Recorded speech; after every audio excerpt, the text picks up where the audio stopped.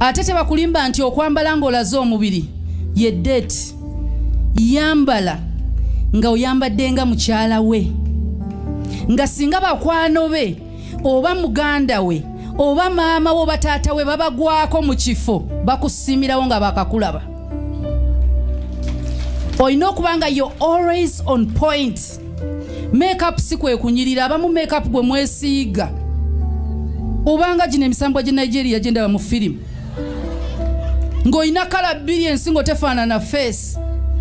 Makeup muleke, sanyirira akaviri kakannakyo, otekeko obuzigo, kwata vaseline omusige ku mimwa, tewetaaga lip gloss, zireke kubanga mikalu, tolabikanga mulekwate. Ekyo si kitongole kyogezesa mu buyambi oyo mwami. Yambala akagato kakali simple nga tekagenda kuseereza kugwa. Vewa mwengo kuse. Liya kuta. Bw'otuuka wali saba kantu werese ate to parkinga mmere.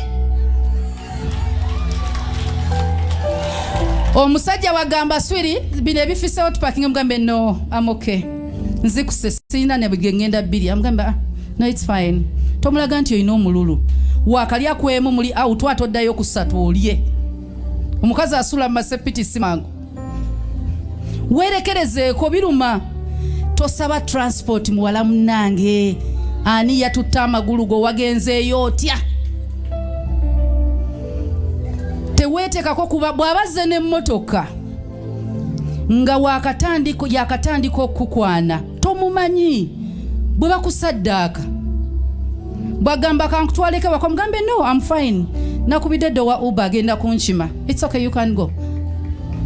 Agambe nkulinze mugambe nedda bambi nkwegayidde toninda, jamu ajja kukwata, mulage nti ofaayo, kasita asimbula emmotoka bweti noonya taxi. Teri wa taxi oba wa boda agenda kusaddaaka. Naye oli ku masizo, oli mu mmotoka ye, bakera bukezi nga basanze omulambo ku kkubo nga wabadde ofa transport. Planning nga bwagamba out ya Sunday noonya weewole transport ofune owa special. Weetekeko obudde omwana omuwala tatambula kiro, si lwa abazadde, lwa buvunaanyizibwa, kubanga mu maka bw'ogenda okubeera. Omugambe date yaffe ya ssaawa 12 tuliire ssaawa emu, ssaawa 2 mbawaka. Bwe ziweremu kitundu mugambe nno nsigaze eddakiika 3 agenda laba omukazi ow'obuvunaanyizibwa gw'alina okuwasa. Naye omusajja n'agamba tweyongereyoko ku budde, omanyi nange omusajja akutuuziza mu kifo ziri ssaawa 3, ssaawa 4, ssaawa 5, ssaawa 6 olagawa. Omaze omulaga nti gwe n'ekiro otambula. Tofugibwa, toyina kufuga. Ne bw'oba olina omuzigo gwo mugamba anze mukwano sitambula kiro, n'amanya ono omuwala ali principled, tatambula kiro. Date emu ey'okubiri alina okuba nga akubulira lwaki mu datinga.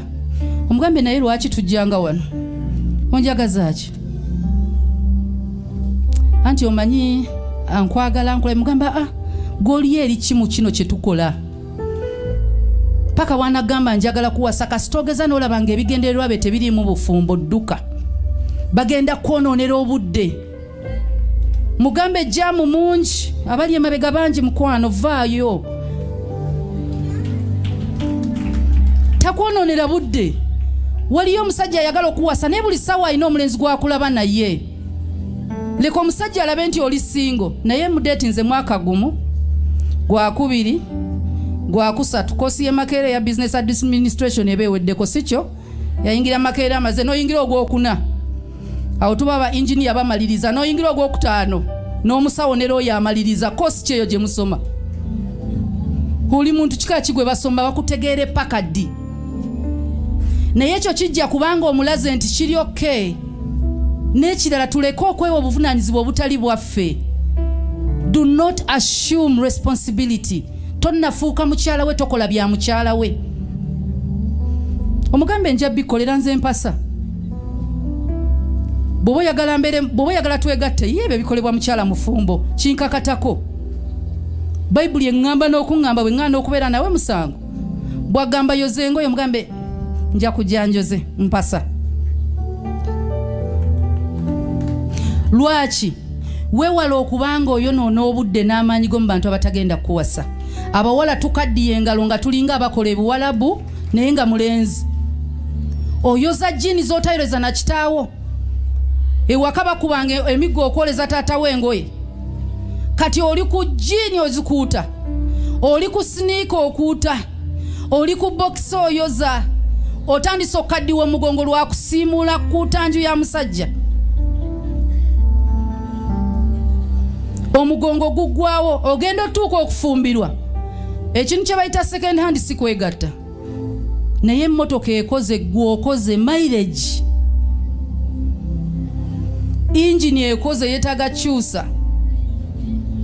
Ogenda otuuka mu bufumbo ng'amazima toyinza yambamu oganze nayozayoza dda n'ebinkooya naye tewayoleza mwami wo.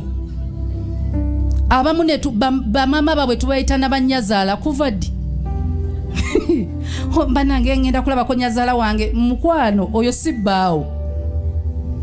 Anti mulamu wange yankubidde oyo muganda wa boyfriend wo. Anti kati yafiiriddwani. Status ye eri ki? Manya status y'omulamu bw'omuntu.